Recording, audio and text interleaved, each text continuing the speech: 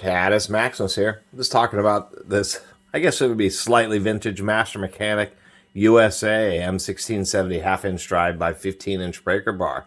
Decided to do a video on this because I did find this at the junk store. And they're still trying to sell these online for around 35 bucks. It appears to be old stock, not from True Value, but from some third-party sellers. Just wanted to mention it a little bit. It's probably not the best value, even though it's American-made.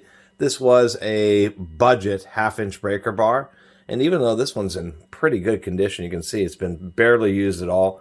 Almost looks like the forks have already been bent a little bit. The screw, not entirely centered, but overall I still don't mind it. I kind of like this design. You can see where it's tapered. It's pretty thin there, and it starts to get progressively thicker towards the end, which is just a fine design because as you get closer to the fulcrum, on a 15-inch lever or any lever, the forces increase. So it's thin where there's not as much forces, and it gets thicker as you go towards the head. Although this just wasn't such a great breaker bar. We know it's an older model because they changed the font for the Master Mechanic. As a matter of fact, here's what a more modern... So here we go. There's the older font. The more modern font's a little more italicized, a little bit more blocky. Anyway, just wanted to do a quick video just showing that at least at one point, not too long ago, I think they were selling these through the 2000s, they were selling American-made tools. This just happens to be a pretty budget one. So even though it's made in the USA, there's really nothing special about it. A couple things that are a little bit interesting. One of them is the ball detent. It's pretty light on this. The other thing that wasn't so great is they use a side spring design that's really pretty weak because you just put a little socket on here, and this thing just wobbles all over the place. It's really not so great. The other thing I was going to mention, this is my very first breaker bar, this Mastercraft Pro, and there's some subtle design differences on, generally speaking, breaker bars that have these type of anvils are a bit on the cheaper side, but they don't always have to be.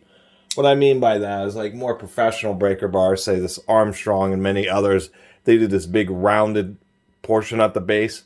Just to, give it just a bunch of extra steel, and it looks a little bit nicer. But you can see how this is almost like a trident. It's slightly tapered. That means down here at the root, it's a bit thicker than it is at the front. And I don't know if we can really see very well on camera. You almost can.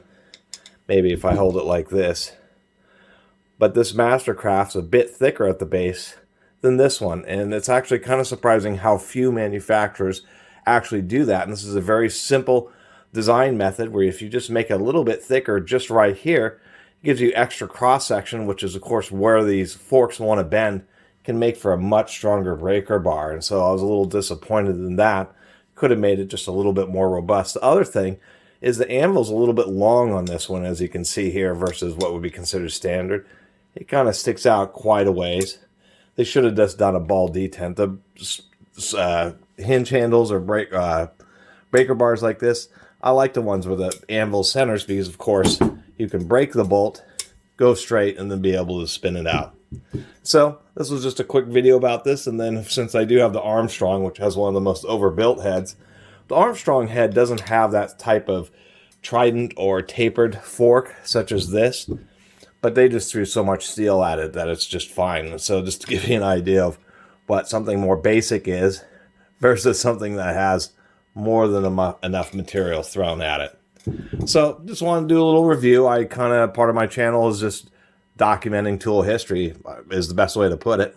Really for people who may have these, may have seen one at a garage sale or something like that. Or looking online and run into, oh wow, I didn't know Master Mechanic had USA tools. Is it really worth 35 bucks? Probably not worth getting this on the new old stock.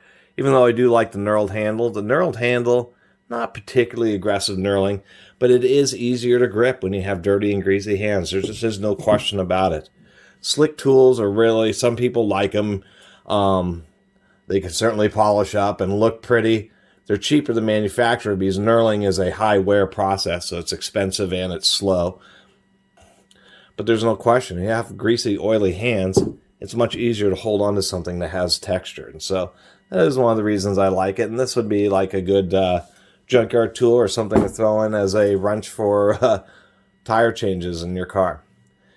Anyway, really appreciate everybody who's been watching and subscribing. And if you haven't subscribed, please do. Until next time, Catus Maximus out.